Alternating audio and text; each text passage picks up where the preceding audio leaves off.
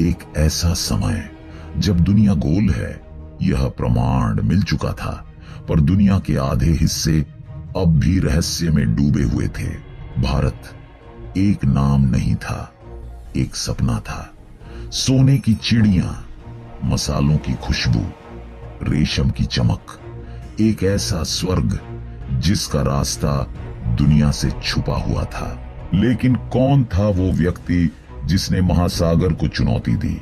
कौन था जिसने कहा, मैं समुद्र को फाड़कर भारत ढूंढ निकालूंगा, चाहे तूफान मार डाले? आज हम बताएंगे उस खोज की कहानी जिसने सिर्फ भारत नहीं, पूरी दुनिया का इतिहास बदल दिया। 15वीं सदी का यूरोप अस्थिर था। व्यापारिक रास्तों पर अरबों का नियंत्रण था और भारत, मसालों की जन्नत, यूरोपियों के लिए एक दूर का सपना। मसालों की कीमत सोने जैसी बढ़ चुकी थी और हर राजा की आंखों में सिर्फ एक प्रश्न था, भारत तक पहुंचा कैसे जाए? पुराने रास्ते बंद हो चुके थे और नए अज्ञात थे। यही बेचैनी यूरोप के हृदय में एक भूखा तूफान बनकर उठी। भारत केवल व्यापार नहीं था, वह शक्ति, वैभव और समृद्धि का प्रतीक था। और यह सपना किसी न किसी को समुद्र की ओर धकेलने ही वाला था। पुर्तगाल के एक छोटे से नगर में जन्मा वास्को द गामा बचपन से ही समुद्र की आवाज में कुछ अलग सुनता था। उसे लगता था कि लहरें उससे बात कर रही हों, दूर देशों, अनजानी धरती और रहस्यमय यात्राओं की कहानियां सुनाती हों। जब उसने भारत के स्वर्ण भूमि होने की दंत कथाएं सुनी, उसके भीतर एक आग भड़क उठी। उस समय यूरोप में एक ही मान्यता थी, जो व्यक्ति भारत तक सीधा समुद्री मार्ग ढूंढ लेगा, वही दुनिया की अर्थव्यवस्था का स्वामी बनेगा। पर यह काम आसान नहीं था। समुद्र अज्ञात दुश्मन जैसा था। तूफान, बीमारियां, दिशा भटक जाना और जहाजों का टूटना, यह सब आम बात थी। फिर भी वास्को द गामा ने राजा मैनुअल प्रथम के सामने जाकर दृढ़ता से कहा, यदि कोई व्यक्ति भारत खोज सकता है तो वह मैं हूं। राजा उसकी आंखों में आग देख चुका था। पुर्तगाल लंबे समय से ऐसे व्यक्ति की प्रतीक्षा कर रहा था जो अपनी जान जोखिम में डालकर नया मार्ग ढूंढ सके। आखिरकार अनुमति मिल गई। यह निर्णय सिर्फ एक समुद्री यात्रा की शुरुआत नहीं था, यह इतिहास के सबसे महत्वपूर्ण अभियानों में से एक का पहला कदम था। उस क्षण से वास्को द गामा जान चुका था, अब लौटना या असफल होना विकल्प नहीं, समुद्र को जीतना ही उसकी नियति थी। भारत की खोज का सपना किसी साधारण या महीनों तक हथौड़ों, रस्सियों, लकड़ी और लोहे की आवाजें गूंजती रहीं। 4 विशाल जहाज तैयार किए गए, 100 गैब्रियल, 100 रफेल, बेरियो और एक सप्लाई शिप। नाविकों के लिए भोजन तैयार किया गया, सूखा मांस, पानी के विशाल जलपात्र, नमक में दबाई गई मछलियां और कठोर ब्रेड, क्योंकि समुद्र पर महीनों तक ताजा भोजन मिलना लगभग असंभव था। सबसे कठिन तैयारी थी नक्शों और सितारों को पढ़ने की कला। उस समय दुनिया का नक्शा अधूरा था। अफ्रीका का दक्षिणी सिरा कैसा दिखता है, यह कोई नहीं जानता था। कई नाविक मानते थे कि वहां समुद्र दुनिया से नीचे गिर जाता है। फिर भी इन सब के बावजूद लोग वास्को द गामा के साथ जाने को तैयार थे, क्योंकि वे जानते थे यदि भारत का मार्ग मिल गया तो उनका नाम इतिहास में अमर हो जाएगा। और फिर आया वह दिन, 8 जुलाई 1497, जब सूरज समुद्र पर सोना बिखेर रहा था। 4 जहाजों ने पाल उठाए, लोग तट पर खड़े रो रहे थे और इतिहास अपनी सांसें रोककर देख रहा था।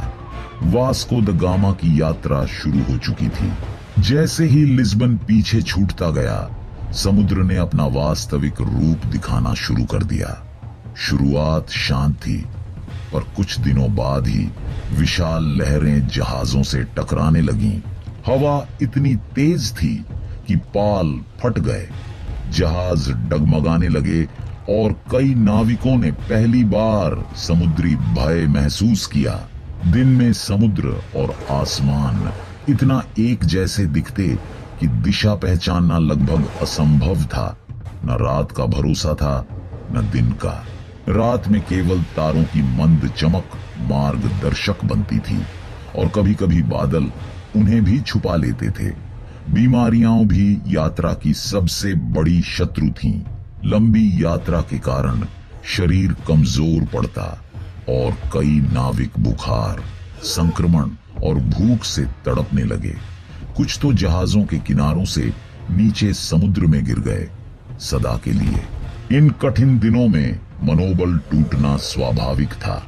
नाविक वास्को के पास आकर कहते, हम वापस लौट चलें, हम मर जाएंगे। लेकिन वास्को द गामा हर बार दृढ़ता से जवाब देता, समुद्र हमें डराता है ताकि वह हमारी परीक्षा ले सके। हम भारत की दहलीज पर हैं, बस धैर्य रखो। उसकी आवाज में एक जादू था। नाविकों में फिर से साहस लौट आता। यह यात्रा समुद्र जीतने की नहीं थी, अपने डर को जीतने की थी। एक सुबह एक नाविक चिल्लाया, जमीन! वह था अफ्रीका का दक्षिणी सिरा, कैप ऑफ गुड होप। लेकिन नाविक उसे कैप ऑफ स्टॉर्म्स कहते थे, क्योंकि यहां समुद्र अपनी सबसे डरावनी शक्ल में होता था। लहरें पर्वतों जितनी ऊंची उठती, हवाएं जहाजों को खिलौने की तरह उछालती। यह वह जगह थी जहां सैकड़ों जहाज हमेशा के लिए डूब चुके थे। वास्को के जहाज भी इस भयावह परीक्षा से गुजरे। एक लहर इतनी भारी थी कि साउ राफेल का पूरा ढांचा हिल गया। नाविक डर से चिल्ला उठे, यह हमारा अंत है। लेकिन चमत्कार हुआ, जहाज टूटे नहीं, और कई दिनों तक लगातार संघर्ष करने के बाद वे अंततः इस मौत के दरवाजे को पार करने में सफल हुए। इतिहास में दर्ज है, जो भी केप ऑफ गुड होप को पार कर ले, उसके लिए दुनिया का कोई मार्ग असंभव नहीं। यहीं से वास्को द गामा की यात्रा ने नया मोड़ लिया। वे अब पूर्वी अफ्रीका के तट की ओर बढ़ रहे थे, जहां उनकी मुलाकात एक ऐसे व्यक्ति से होने वाली थी जो यूरोप और भारत के बीच सेतु बन जाएगा। केप पार करने के बाद पुर्तगाली जहाज अफ्रीका के पूर्वी तट पर पहुंचे। मोम्बासा ने उनका स्वागत नहीं किया। वहां के शासकों को विदेशी जहाजों पर संदेह था। कुछ दिनों तक तनाव रहा, लेकिन वास्को समझ गया उसे आगे बढ़ना होगा। और फिर वे मलिंदी पहुंचे, एक शांत व्यापारिक तटीय नगर। यही हुआ वह क्षण जिसने इतिहास बदल दिया। वास्को द गामा की मुलाकात हुई अहमद इब्न मजीद से, जो हिंद महासागर का सबसे प्रसिद्ध नाविक था। उसके जहाजों ने वर्षों तक अरब और भारत के बीच का मार्ग तय किया था। वह वास्को की आंखों में भारत की लालसा पड़ चुका था, और उसने कहा, जब मानसून की हवा बदलेगी, समुद्र खुद तुम्हें भारत पहुंचा देगा। उसने न सिर्फ दिशा बताई, बल्कि पुर्तगालियों के जहाजों को भारतीय महासागर की धारा, हवाओं और सितारों की भाषा भी समझाई। यह ज्ञान सदियों से अरब नाविकों के पास था। अब यह पहली बार यूरोपियों को मिला। और फिर वह दिन आया जब मानसून की तेज हवाओं ने पाल फैलाए, जहाजों ने गति पकड़ ली। समुद्र अब शत्रु नहीं, मित्र बन चुका था, और भारत बस कुछ दिन दूर था। 20 मई 1498 की सुबह समुद्र शांत था, हवा सुगंधित थी। लहरों के बीच अचानक एक हल्की सी चंदन की खुशबू फैली। यह भारत की पहली सांस थी। और फिर क्षितिज पर दिखाई दिए नारियल के पेड़, मंदिरों की घंटियों की ध्वनि, सफेद रेत और शांत जल। जहाज रुक गए, नाविक घुटनों के बल गिर पड़े। कुछ रो रहे थे, कुछ मिट्टी को छूकर माथे से लगा रहे थे। कालीकट, भारत का वह द्वार जिसने सदियों से समुद्री व्यापार को समृद्ध किया था। भारत का दृश्य पुर्तगालियों के लिए स्वप्न जैसा था। यहाँ की भूमि हरी, यहाँ के बाजार जीवंत और यहाँ की संस्कृति अत्यंत परिष्कृत। लोगों ने स्वागत किया, कुछ उत्सुकता से, कुछ सतर्कता से। वास्को द गामा ने महसूस किया वह केवल भारत नहीं बल्कि मानव सभ्यता के एक उच्चतम रूप से रूबरू हो चुका है। यह क्षण इतिहास की सबसे महत्वपूर्ण उपलब्धियों में से एक था, कारण इसके बाद पूर्व और पश्चिम का संबंध हमेशा के लिए बदल गया। कालीकट सिर्फ एक शहर नहीं था, यह पूर्व का महान व्यापारिक केंद्र था। बाजारों में मसालों की खुशबू तैरती, लोग दूर दूर देशों से सामान लेकर आते और व्यापारी भाषा, धर्म और संस्कृति से परे एक दूसरे को समझते थे। वास्को द गामा और उसके दल का औपचारिक स्वागत राजा समुद्रगुप्त ने किया। कालीकट के जमोरिन शासक विद्वान और दूरदर्शी थे। राजमहल में पुर्तगालियों के लिए विशेष बैठक आयोजित की गई। दालचीनी, इलायची, काली मिर्च और अद्भुत रेशम उनके सामने ऐसे रखा गया मानो यह सामान्य वस्तुएं हों। वास्को को विश्वास नहीं हो रहा था। यूरोप जिन चीजों को सोने के बराबर मानता था वे यहाँ रोजमर्रा के व्यापार का हिस्सा थीं। भारतीय विद्वानों ने उन्हें खगोल शास्त्र की भाषा, आयुर्वेदिक ज्ञान और समुद्री हवाओं के रहस्य बताए।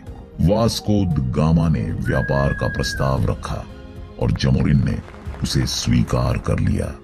यह पहला औपचारिक संबंध था भारत और यूरोप के बीच।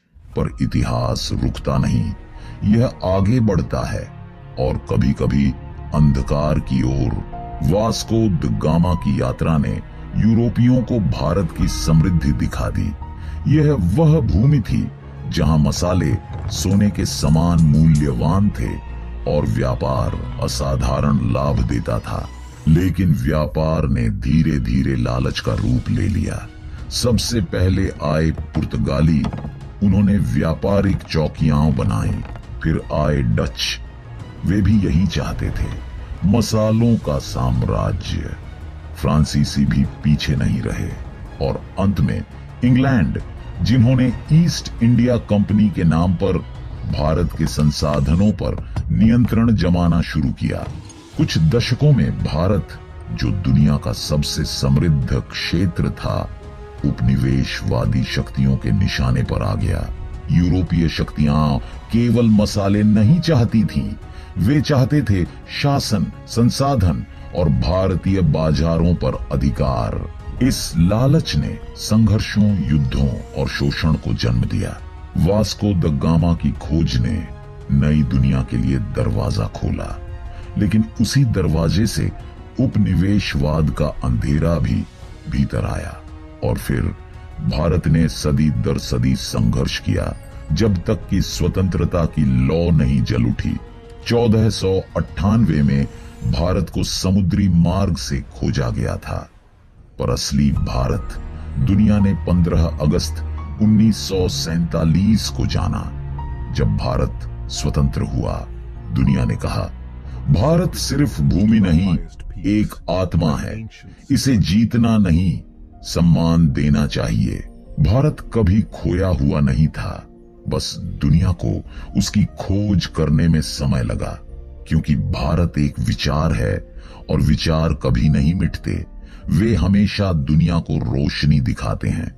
यदि आपको यह डॉक्यूमेंट्री पसंद आई हो तो इसे लाइक, शेयर और सब्सक्राइब जरूर करें।